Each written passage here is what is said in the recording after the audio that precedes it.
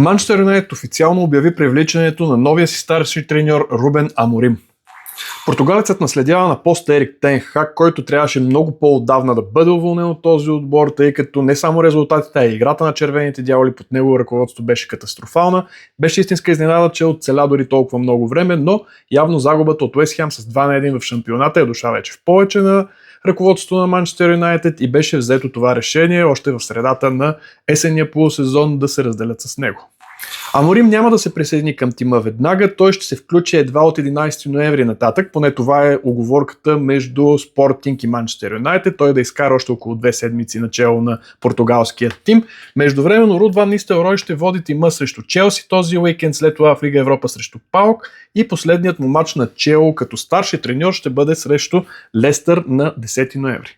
Рубен Аморим записа над 200 мача на чело на Спортинг, като в този период на 2 пъти спечели шампионата на Португалия. Той направи така, че отборът отново да бъде на европейската карта, тъй че в негово лице червените дяволи привличат един от най-обещаващите млади треньори в Европа и в света.